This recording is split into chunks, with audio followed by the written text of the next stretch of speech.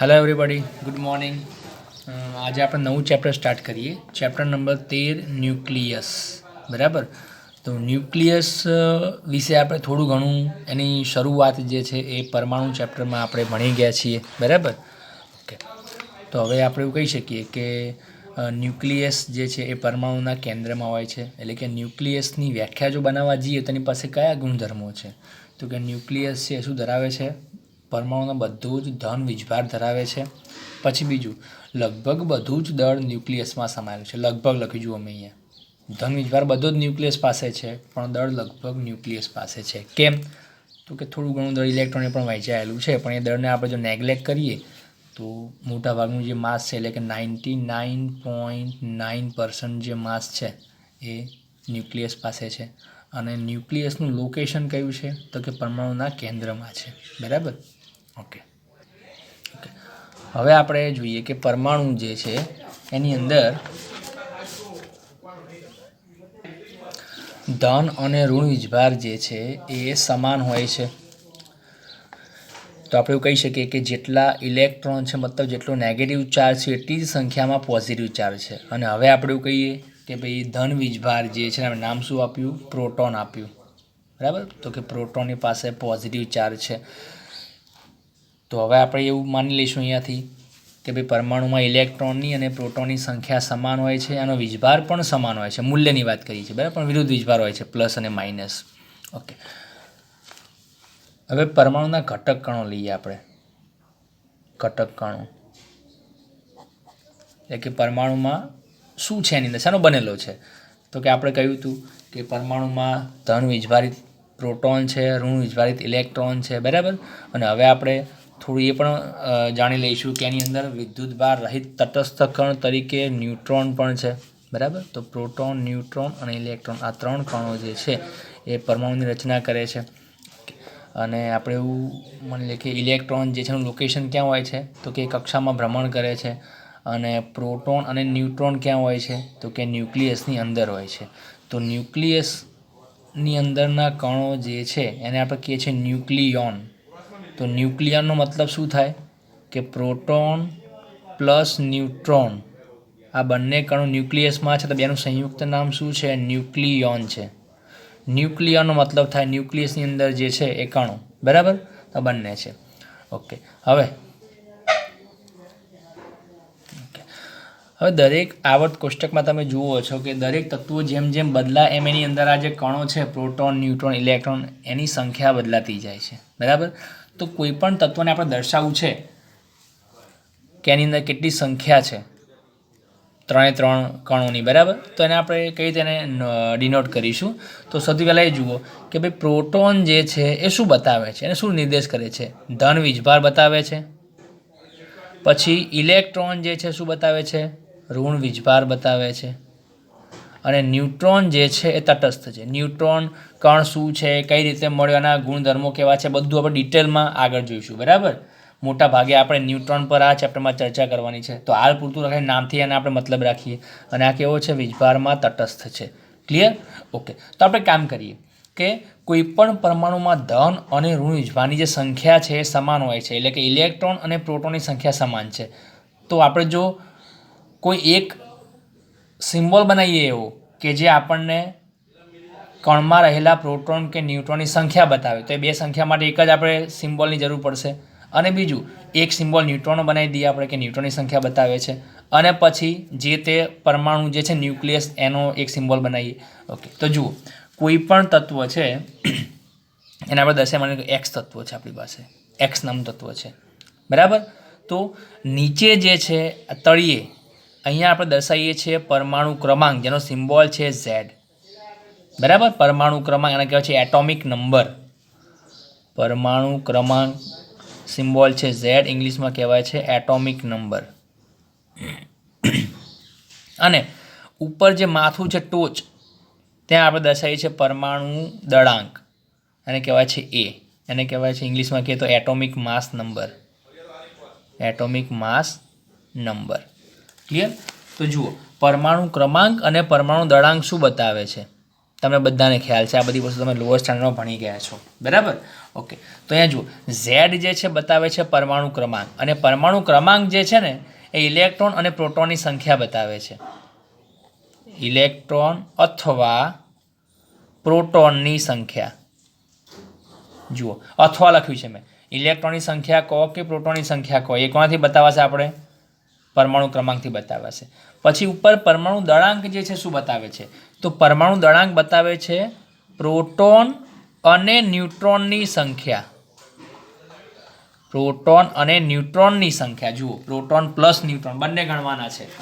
તો એવું કહી શકાય કે આ જે પરમાણુ દળાંક છે, મતલબ એટોમિક માસ નંબર છે, એ કોનો ગુણધર્મ છે? તો ન્યુક્લિયસનો ગુણધર્મ છે. જુઓ, ચેક કરો, કેમ કે પ્રોટોન પ્લસ ન્યુટ્રોનની સંખ્યા જે આ કણો છે ક્યાં રહેલા છે? આપણા ન્યુક્લિયસની અંદર રહેલા છે, જેને શું નામ આપ્યું હતું? ન્યુક્લિયોન કહ્યું હતું, બરાબર.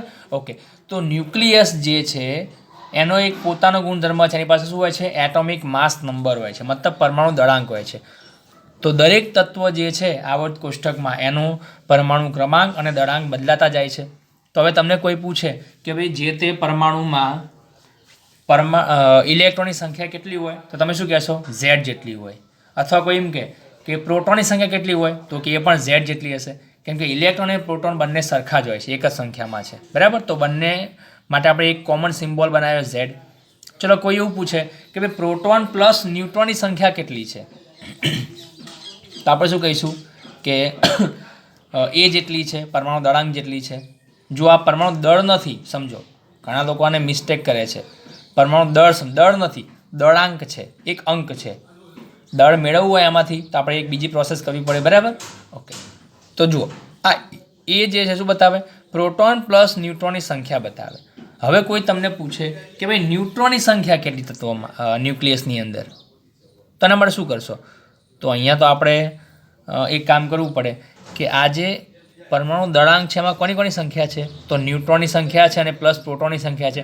પણ આપણને ખબર છે કે પ્રોટોનની સંખ્યા આપણે કોને બતાવીએ? આપણે ઝેડથી. તો એ કોનો બનેલો છે? ઝેડ પ્લસ ન્યુટ્રોનની સંખ્યાને આપણે કહી દઈએ એન, બરાબર. બરાબર છે. ઓકે, તો આ જે છે ને એ કોઈ પણ ન્યુક્લિયસને રિપ્રેઝન્ટ કરવા માટેની એક મેથડ છે. શું મતલબ આનો? એક્સ શું બતાવે છે? જે તે ન્યુક્લિયસનું નામ બતાવે છે, બરાબર. ઝેડ શું બતાવે?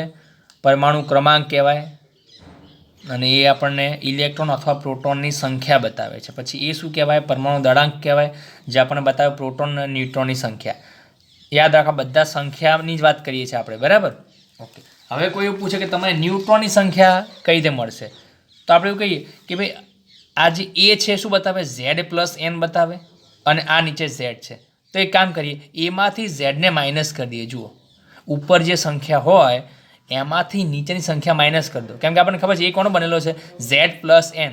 જો ઝેડ પ્લસ એનમાંથી ઝેડને માઇનસ કરી દઈએ આપણે, તો શું વધે? એન વધે. તો આપણે શું કહીએ કે ભાઈ એન બરાબર એ માઇનસ છે, એટલે કે ઉપરની સંખ્યા નીચેની સંખ્યા માઇનસ કરીએ. ચલો, આમાં તમને હવે એક્ઝામ્પલથી વધારે ખ્યાલ આવશે. માની લો કે કાર્બન 6 12 આ રીતે છે. ચલો, આ શું? પહેલાં આને વંચાઈશું. આના રીતે વંચશો કે 6C12 આ રીતે. જો નીચેથી આમ ઉપર તરફ 6C12, બરાબર. ઓકે, હવે આનો મતલબ શું કે ઝેડ શું છે આની અંદર? 6 કહેવાય, અને એ કેટલો કહેવાય?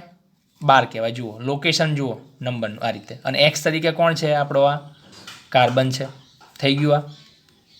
ચલો, હવે આમાં તમને કોઈ પૂછે કે ભાઈ પ્રોટોનની સંખ્યા કેટલી? જો ખાલી પી લખું છું, બરાબર. પ્રોટોનની સંખ્યા કેટલી? તો ઝેડ જેટલી સંખ્યા કહેવાય તો કેટલી છે? 6 છે. ઇલેક્ટ્રોનની સંખ્યા પૂછે તો આંખો બંધ કરીને કેટલી લખી દેવાની? 6 એની એ જ. પ્રોટોનની સંખ્યા કોપી કરી લેવાની ઇલેક્ટ્રોનમાં. ઓકે, ન્યુટ્રોન કેટલા છે? ન્યુટ્રોન એન કહી દઈએ આપણે. કેટલા છે? તો 12 જે છે એમાંથી 6 માઇનસ કરી દો, કેમ કે 12 કોનો બનેલો છે? આ 12ની અંદર પ્રોટોન પણ છે, ન્યુટ્રોન પણ છે, પણ આપણને પ્રોટોનની સંખ્યા 6 ખબર જ છે, તો 12માંથી 6 માઇનસ કરી દો, તો 12 - 6 = 6. તો કાર્બનની અંદર પ્રોટોન, ઇલેક્ટ્રોન, ન્યુટ્રોન ત્રણેય કણની સંખ્યા સમાન છે, બરાબર. ચલો, પછી આપણે એક્ઝામ્પલ લઈએ લેડનું. લેડ મતલબ સીસુ, પ્લમ્બમ. 82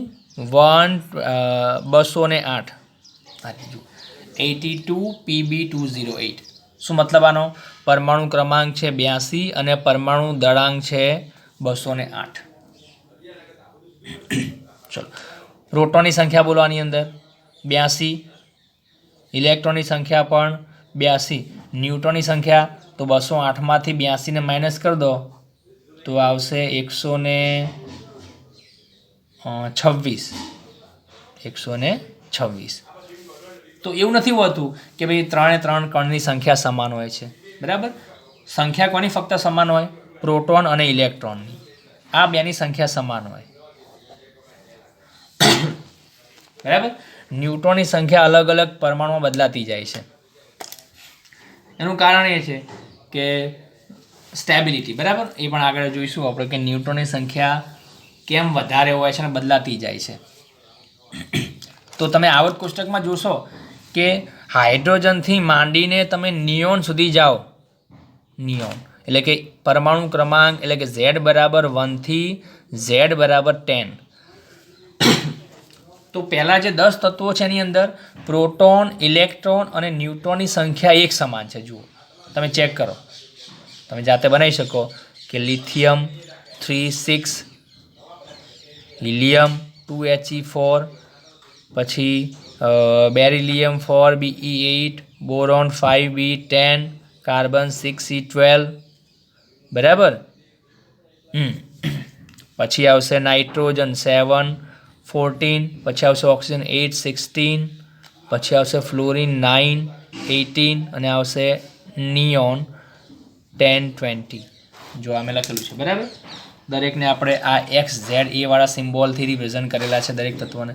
તો પહેલાં 10 તત્વોની વાત કરું છું, બરાબર? તો શું દેખાય તમને? જુઓ, હિલિયમમાં કેટલા પ્રોટોન? 2. ઇલેક્ટ્રોન કેટલા? 2. ન્यूट्रॉन કેટલા? તો કે 4 - 2 તો 2. દરેકમાં બાદ બાકી કરો. જુઓ, ન્यूट्रॉनની સંખ્યા મળશે તમને 6 - 3 3, બધી સંખ્યા 3 છે. 8 - 4 4, 10 - 5 5 ન્यूट्रॉन, ઇલેક્ટ્રોન પ્રોટોનમાં 5 છે. 6 12, તો આમાં પણ 6 બાદ બાકી આવશે. પછી 14 7, તો 7 આવશે અને 7 બીજા પણ કણો છે. 16 8 18 9 20 10. તો આવું એટલે કે પ્રોટોન, ન્यूट्रॉन અને ઇલેક્ટ્રોનની સંખ્યા સમાન રીતે વધતી હોય એવું ફક્ત આપણને ક્યાંથી જોવા મળે? પરમાણુ ક્રમાંક 1 થી 10. હવે જેવા તમે આગળ સોડિયમમાં જાઓ ને 11 23 થઈ ગયા. જુઓ, શું આ બતાવે તમને? પ્રોટોનની સંખ્યા છે 11, ઇલેક્ટ્રોન 11 છે, પણ ન્यूट्रॉन કેટલા છે? 12 છે. જુઓ, બાદ બાકી કરો, 23 - 11 12 ન્यूट्रॉन છે. તો હવે અહીંથી આપણો ટ્રેન્ડ બદલાશે, બરાબર? અને એક શેના કારણે છે એ પણ આગળ આપણે બહુ ડીપમાં જોઈશું. ઓકે, તો જુઓ, આ આપણી એક બેસિક છે, શરૂઆત છે કે ન્યુક્લિયસ છે. તો ન્યુક્લિયસને આપણે વારંવાર કઈ રીતે રિપ્રેઝન્ટ કરીશું, બરાબર? અંદર કયા કયા ઘટક કણો છે, એનો ગુણધર્મ કેવો છે, બરાબર? ઓકે, હવે જુઓ, આ જે ન્યુક્લિયોન છે, પ્રોટોન, ન્यूट्रॉन, એનો જે આપણે અભ્યાસ કરીએ છીએ, જે ફિઝિક્સની જે શાખાને કહેવાય છે ન્યુક્લાઇડ, જો એના જેવું નામ મળતું આવે છે ન્યુક્લાઇડ. તો ન્યુક્લાઇડની અંદર આપણે ન્યુક્લિયોનનો અભ્યાસ કરીએ છીએ. અને એકચ્યુઅલમાં જો સૌથી વધારે ઇન્ટરેસ્ટિંગ જો કોઈ ફિઝિક્સમાં બ્રાન્ચ હોય તો એ આ ન્યુક્લિયસ વિશે છે, કેમ કે પરમાણુના બંધારણ સાથે સંકળાયેલી છે, બરાબર? એટલે કે આખી દુનિયા, આખું બ્રહ્માંડ શેનું બનેલું છે? સૂક્ષ્મ કણોનું. એની ઉપર આ આખું ફિઝિક્સ છે, બરાબર? તો આપણે આગળ જોઈશું કે પ્રક્રિયાઓ 2 પ્રકારની હોય છે, એક રાસાયણિક પ્રક્રિયાઓ અને બીજી ન્યુક્લિયર પ્રક્રિયાઓ. અને એ પણ જોઈશું આપણે કે ભાઈ રાસાયણિક પ્રક્રિયામાં શું થાય છે? તો ખાલી ઇલેક્ટ્રોનની આપલે થાય છે. ધન આયન, ઋણ આયન, આ બધા પ્રક્રિયાઓ કરે છે. આયોનિક બંધ બનાવે છે, NaCl HCl ના બધું તમે જે જુઓ છો, બરાબર? જે રાસાયણિક કમ્પાઉન્ડ બને છે એ બધામાં શું હોય છે કે ઇલેક્ટ્રોનની આપલે થાય છે. ઇલેક્ટ્રોન એકમાંથી બીજામાં જાય છે. પણ ન્યુક્લિયસની અંદર જે પ્રોટોન, ન્यूट्रॉन હોય છે એ પ્રક્રિયામાં ભાગ લેતા નથી. તો શું મતલબ આનો? કે ભાઈ ઇલેક્ટ્રોનની આપલે કરવાથી રાસાયણિક પ્રક્રિયાઓ થાય, એમાં તત્વ એનું એ જ, તત્વ બદલાય નહીં. જેમ કે સોડિયમનો એક ઇલેક્ટ્રોન કાઢી નાખો તો સોડિયમ પ્લસ બની જાય, પણ સોડિયમ સોડિયમ જ રહેશે, એક એનો ગુણધર્મ નહીં બદલાય. પણ ન્યુક્લિયર પ્રક્રિયા એટલી ઇન્ટરેસ્ટિંગ છે કે તમે તત્વને ચેન્જ કરી શકો. સોડિયમનું તમે નિયોન બનાવી શકો, નિયોનમાંથી તમે બેરિલિયમ બનાવી શકો, બેરિલિયમમાંથી તમે હિલિયમ બનાવી શકો, તત્વોમાં ચેન્જ કરી શકો. કેમ કે આપણને ખબર છે કે ભાઈ કોઈ પણ તત્વને બદલવું છે અને બનાવવું છે તો તો શેમાં ચેન્જ કરવો પડે?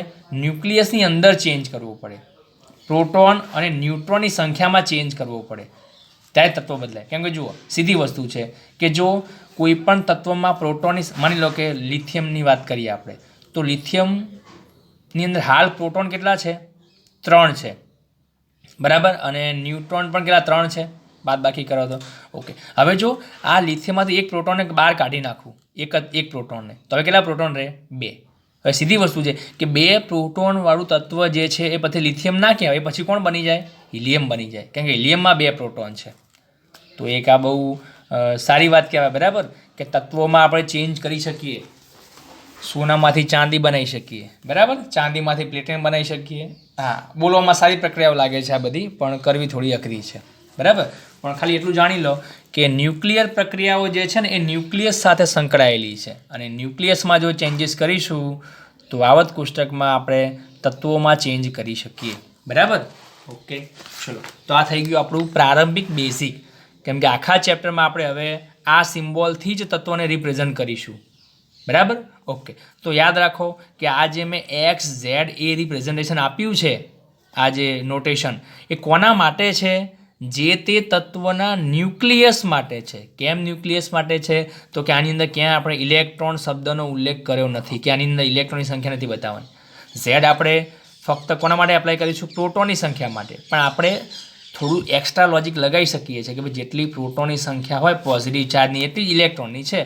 તો ઝેડને આપણે પ્રોટોન માટે કહીએ કે ઇલેક્ટ્રોન માટે, કે સરખું છે. પણ યાદ રાખો આ જે નોટેશન છે ફક્ત કોના માટે છે? ન્યુક્લિયસ માટે છે. કેમ કે ઇલેક્ટ્રોનવાળું ચેપ્ટર તો આપણે ભણી ગયા પરમાણુમાં. હવે આ ચેપ્ટરનું નામ જ છે શું છે? ન્યુક્લિયસ. તો ન્યુક્લિયસમાં ઇલેક્ટ્રોન આવશે નહીં ક્યાંય, ક્લિયર? એ કક્ષામાં ફરતા હોય છે. તો આ ચેપ્ટરમાં આપણે એની વાત કરવાની નથી, બરાબર. ઓકે, ચલો હવે લઈએ કે આ જે આપણને પરમાણુની અંદર ખબર પડી કે ન્યુક્લિયસ નામનું કોઈ બંધારણ છે, એની પાસે માસ છે, એની પાસે ચાર્જ છે. ચલો, ચાર્જની તો ખબર પડી ગઈ આપણને, વીજભારની ખબર પડી ગઈ આપણને કે કેટલો વીજભાર છે, તો જેટલો પ્રોટોનનો ચાર્જ છે એટલો જ છે. માસ કેટલું છે? દળ. તો આપણે દળ કોના કારણે છે? પ્રોટોન અને ન્યુટ્રોનના કારણે છે. પણ ન્યુટ્રોન યાદ કરો, ન્યુટ્રોન કેવો કણ હતો? તટસ્થ. અને તટસ્થ કણને પારખવો થોડો અઘરો છે, કેમ કે તટસ્થ કણ કોઈ પ્રક્રિયા પણ ના કરતો હોય, બરાબર. તો ના વીજભાર છે, ના પ્રક્રિયા કરે છે, તો કોઈ જગ્યાએ હાજર છે તો આપણને ખબર કઈ રીતે પડે કે આ પ્રેઝન્ટ છે, બરાબર, એકદમ શાંત કણ છે. તો ન્યુટ્રોન જે છે એની શોધ કરી ચેડવિકે, બરાબર, ચેડવિક 1935માં. ચલો, ઓકે, હવે આપણને અંદાજ કઈ રીતે આવ્યો કે ભાઈ ન્યુક્લિયસની અંદર ન્યુટ્રોન નામનો પણ કણ હોય છે? તો એને આપણે આ રીતે પારખ્યો કે માની લો કે હાઇડ્રોજનની વાત કરીએ તો હાઇડ્રોજનનો પરમાણુ ક્રમાંક કેટલો છે? 1 છે. તો આપણને એટલી તો ખબર જ હતી કે ભાઈ આની અંદર શું હશે? તો કે એક ઇલેક્ટ્રોન હશે અને એક પ્રોટોન હશે. આ તો આપણે જાણતા જ હતા, બરાબર છે. ઓકે, હવે વસ્તુ એ થઈ કે જો આપણે હાઇડ્રોજનના ઇલેક્ટ્રોનને બહાર કાઢી નાખીએ, એને ગરમ કરીને કે એને આયન બનાવી નાખીએ, બરાબર, એક ઇલેક્ટ્રોનને બહાર કાઢી નાખીએ. માની લો કે આ આપણું ન્યુક્લિયસ છે હાઇડ્રોજનનું, એની બહારની કક્ષામાં એક ઇલેક્ટ્રોન છે. આ રીતે એક જ કક્ષા છે કે ઇલેક્ટ્રોન એક જ છે હાઇડ્રોજનમાં, બરાબર. આ H પરમાણુ છે, હાઇડ્રોજન પરમાણુ. હવે આમાંથી આપણે એક ઇલેક્ટ્રોનને બહાર કાઢી નાખ્યો, અને ઇલેક્ટ્રોન બહાર નીકળ્યા પછીનું માસ માપવું ઇઝી છે, કારણ કે આપણી પાસે સાધનો છે, માસ સ્પેક્ટ્રોમીટર ને બધું, બરાબર. તો આપણે ઇલેક્ટ્રોનનું માસ માપી નાખ્યું, માસ ઓફ ઇલેક્ટ્રોન, ક્લિયર? તો આપણને મળી ગયું. ઓકે, ફરીથી પરમાણુનું દળ માપવા માટેનું સાધન કયું છે? માસ સ્પેક્ટ્રોમીટર. શું કહેવાય? માસ સ્પેક્ટ્રોમીટર. દળ માપે છે, પરમાણુ દળ માપે છે. ઓકે, તો આપણે અલગ અલગ ઘટક કણોના માસ માપવા છે.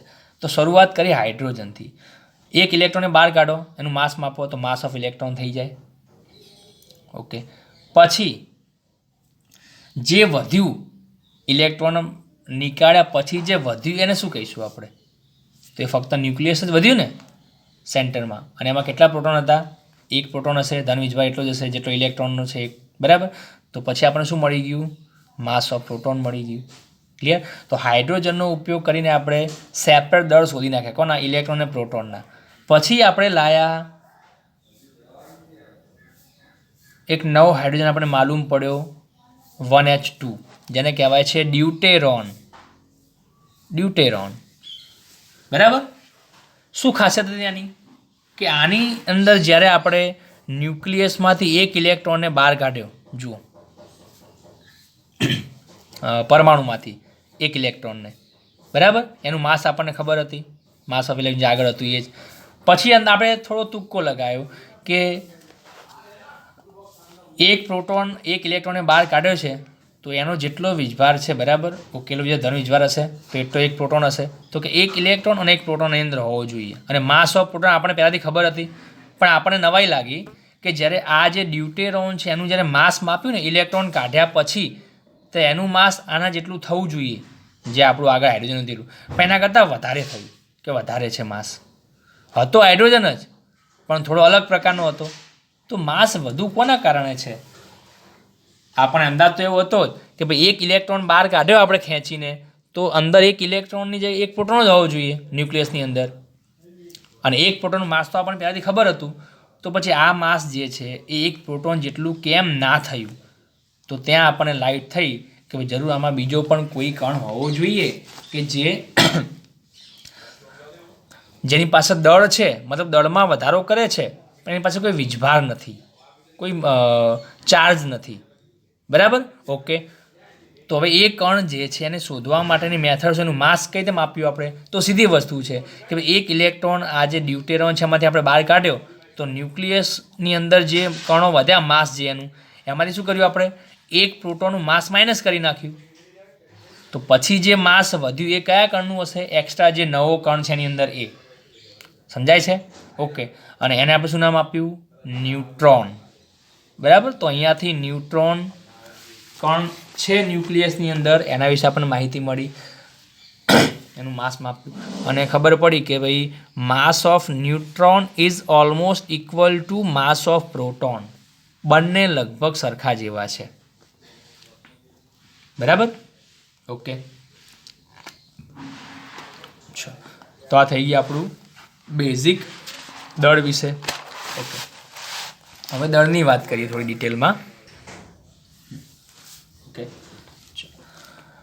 માસમાં તો એવું કહી શકાય કે આપણે હાલ દળનો SI એકમ આપણે કિલોગ્રામ યુઝ કરીએ છીએ, પણ કિલોગ્રામ એકમ જે છે એ પરમાણુ અને ન્યુક્લિયસના દળ માટે બહુ સગવડ ભર્યો નથી, બહુ મોટો એકમ કહેવાય, બરાબર. તો આપણે પરમાણુનું જે દળ છે કિલોગ્રામમાં માપતા નથી, એનો એક અલગ પ્રાઇવેટ એકમ બનાવ્યો જેને કહેવાય છે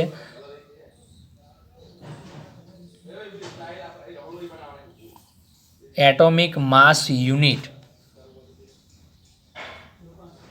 પરમાણવીય દળ એકમ આવું એને ગુજરાતીમાં કહેવાય છે, ઇંગ્લિશમાં કહેવાય છે એટોમિક માસ યુનિટ, શોર્ટમાં કહેવાય છે AMU.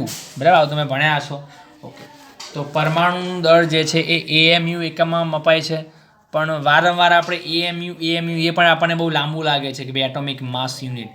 તો આપણે એને આનું પણ શોર્ટ ફોર્મ કરી નાખ્યું, આને આપણે નામ આપ્યું જસ્ટ યુ ફોર યુનિટ. આ જે છેલ્લો યુનિટ છે ને આપણે રાખી નાખ્યો આ રીતે, બરાબર. ઓકે. તો ઘણીવાર આપણને અમુક શોર્ટ ફોર્મ પણ એવા હોય છે કે જે લાંબા લાગતા હોય, તો શોર્ટ ફોર્મનું પણ શોર્ટ ફોર્મ કરીએ છીએ આપણે, બરાબર. તો પરમાણુય દળ એકમને આપણે દર્શાવીએ છીએ યુનિટ વડે, યુ વડે. ઓકે. હવે 1U દળ કોને કહેવાય? મતલબ એકમ પરમાણુય દળ કોને કહેવાય? એક મૂલ્યનું, બરાબર. તો આપણે શું કર્યું કે ભાઈ આપણને સૌથી વધુ જે તત્વો મળે છે કુદરતમાં, કાર્બન, બધા સજીવો નિર્જીવો કાર્બનના બનેલા છે, બરાબર. ઓકે. તો કાર્બન 6C12 ના પરમાણુ દળના 12મા ભાગને શું કહેવાય છે? 1U કહે છે. સમજો, કોઈ પણ તત્વ છે પરમાણુનું દળ માપવા માટે આપણે એકમ બનાવ્યો યુનિટ, અને 1 યુનિટ વ્યાખ્યાયિત કરવા માટે, એટલે કે કેટલું દળ હોય છે, તો એમાં આપણે કયા તત્વને પસંદ કર્યું? કાર્બનને. કેમ કે જૈવિક તત્વોમાંની અંદર કાર્બન સૌથી વધારે પ્રમાણમાં હોય છે, બરાબર. અલગ અલગ બીજા પણ કાર્બન હોય છે, પણ આ એક 6C12 કાર્બન છે. આને કહેવાય છે અનુત્તેજિત. અનુત્તેજિત બે પ્રકારના કાર્બન છે. એક ઉત્તેજિત, જેને કહેવાય છે રેડિયો એક્ટિવ કાર્બન, એની અંદર 6C14 આવશે. તમે રેડિયો કાર્બન ડેટિંગ પદ્ધતિ તમે જોઈ હશે, બરાબર. એ પણ આપણે આગળ ચર્ચા કરીશું. ઘણું બધું ચેપ્ટરમાં આપણી પાસે આગળ છે ભણવા માટે, બરાબર. તો આ એક અનુત્તેજિત છે, મતલબ સ્થાયી કાર્બન કહી શકાય સાદી ભાષામાં. જે રેગ્યુલર આપણે કોલસામાં અને બધામાં કાર્બન એવું કાર્બન છે આ. ઓકે, તો એ જે પરમાણુ દળ છે એનો આપણે જો 12મો ભાગ કરી નાખીએ તો એને આપણે શું કહીએ? 1U કહીએ છીએ, બરાબર. ઓકે, જુઓ તો કાર્બન 6C12નું દળ કેટલું છે? 1.992647 × 10⁻26 કિલોગ્રામ. જો હાલ આપણને કેજીમાં માપેલું છે, બરાબર. પોઈન્ટ પછી 6 આંકડા લખેલા છે મેં, અને 10⁻26 છે. બહુ ઓછું માસ છે. હવે આ કિલોગ્રામમાંથી આપણે યુમાં ફેરવવા છે, કારણ કે આપણો એકમ યુ છે. તો યુનું કેટલું લખાશે કે આ જે કાર્બનનું દળ મળ્યું એનો 12મો ભાગ કરવાનો, બરાબર. તો જુઓ 1.992647 10⁻26 ડિવાઈડ બાય 12 કર્યા આપણે, તો શું મળ્યું? 1.660539 × 10⁻27 કિલોગ્રામ.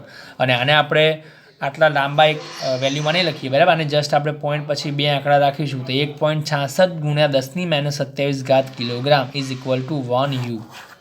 ક્લિયર? તો આ થઈ ગયું આપણું 1U માસ. હવે 1U માસ કોનું હોય? તો યાદ રાખો કે આવું કેમ 12મો ભાગ કર્યો આપણે? ભાગ્યા 12 કેમ કર્યા? 24 કેમ ના કર્યા? 10 કેમ ના કર્યા? ભાગ્યા 12 કર્યા. એનું કારણ છે કે ભાઈ કાર્બનની અંદર ટોટલ કાર્બનના ન્યુક્લિયસની અંદર ટોટલ કેટલા કણો છે? 12 છે. જુઓ, ચેક કરો. કેમ કે આ શું બતાવે છે? એ બતાવે છે. એટલે કે પ્રોટોન અને ન્યુટ્રોનની સંખ્યા જે છે કેટલી છે? ટોટલ 12 છે. તો એવું કહી શકાય કે ભાઈ આખો જે કાર્બનનું જે માસ છે ન્યુક્લિયસનું, એના ભાગ્યા તમે 12 કરો તો તમને કેટલા કણનું દળ મળે? એક કણનું મળે. એક કણનું. હા, એક કણ તરીકે કોણ હોઈ શકે? તો જનરલી પ્રોટોન પણ હોઈ શકે, ન્યુટ્રોન પણ હોઈ શકે. કેમ કે હમણાં જ મેં તમને કહ્યું કે લગભગ બેના માસ કેવા છે? સરખા છે. તો આપણે શું કહી શકીએ કે ભાઈ આ એક 1U માસ જે છે કોને સમતુલ્ય છે? કોના બરાબર કહેવાય? તો 1U માસ જે છે એ કોઈ એક ન્યુક્લિયોનને સમતુલ્ય કહેવાય. એક ન્યુક્લિયોન મતલબ એક પ્રોટોન અથવા તો એક ઇલેક્ટ્રોન, એક ન્યુટ્રોનનું જે દળ છે એ 1U બરાબર થાય. તો સીધી વાત છે. તો તમને કોઈ પણ તત્વનો દળાંક ખબર છે? જો હવે આવ્યું આપણું કે તમને કોઈ પણ પરમાણુ તત્વનો દળાંક એ ખબર છે એ, તો તમે એમાંથી શું મેળવી શકો? એનું માસ મેળવી શકો. મેં હમણાં જ કહ્યું કે માની લો કે આપણી પાસે તત્વ છે ઓક્સિજન. એનું માસની વાત કરીએ આપણે. ઓક્સિજન 816 આવું છે. તો આની અંદર એ કેટલો છે? 16 છે. તો 16 શું બતાવે? કણોની સંખ્યા બતાવે છે. પણ આપણને ખબર છે કે ભાઈ એક કણની સંખ્યાનું એટલે કે એક કણનું દળ કેટલું છે? 1.66 × 10⁻27 કિલોગ્રામ છે. તો હાલ કેટલા કણો છે? 16 છે. તો 16નું માસ કેટલું થાય? તો 16 × 1.66 × 10⁻27 થાય. આટલા કિલોગ્રામ થાય. કેજીમાં જુઓ, મેં 1.66થી મલ્ટીપ્લાય કર્યા, શામાં મળ્યું આપણને? કિલોગ્રામમાં મળ્યું. અને કેટલા યુમાં થાય? તો 16U કહેવાય. 16U થાય ને. જુઓ 16U માસ છે. એક કણનું કેટલું છે? યુ જેટલું કહેવાય, 1U. એવા કેટલા કણ? 16 છે. તો 16 કણનું કેટલું થાય? 16U થાય, 16U. અને 16U ને કેજીમાં કન્વર્ટ કરો તો 16 મલ્ટીપ્લાઇડ બાય 1Uનું માસ કેટલું કેજીમાં? 1.66 10⁻27 કિલોગ્રામ થઈ ગયું. ઓકે, તો હવે આપણે શું કરવાના કે જે તે તત્વનું આપણે જો માસ મેળવવું છે તો એના પરમાણુ દળાંકને એટલે કે એને કેટલાથી આપણે મલ્ટીપ્લાય કરીશું? યુથી મલ્ટીપ્લાય કરીશું. ચલો, લિથિયમનું કેટલું કહેવાય? 6U કહેવાય, કેમ કે 3Li6 છે. સમજાય? ઓકે, તો આ થઈ ગયું આપણું દળ. ઓકે, તો અહીંયાથી આપણે યાદ રાખી લો કે પરમાણુ જે દળ છે આપણે કયા એકમમાં માપીએ છીએ. ઓકે, હવે કોઈ એવું પૂછે કે ભાઈ 1 કિલોગ્રામના કેટલા યુ થાય? 1 kilogram is equal to how much you? અહીંયા તમને 1Uના કિલોગ્રામ ખબર છે. હા, તો હવે 1 કિલોગ્રામના યુ કેટલા થાય? તો શું કરવાનું? આનો વ્યસ્ત કરી નાખવાનું. એટલે કે 1/1.66 × 10⁻⁻27 કરો. ઊંધા તો એ વખતે જે પણ માસ મળે એ 1 કિલોગ્રામ બરાબર એટલા યુ થાય. તો ઓબ્વિયસ તેની ઘાત પોઝિટિવ આવવાની છે. સમજાય છે? તો આ તમારા માટે જાતે.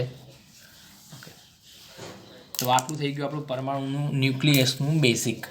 બરાબર. આગળ આપણે હવે આના વિશે ડિટેલમાં આગળ અભ્યાસ કરીશું. Okay, thank you.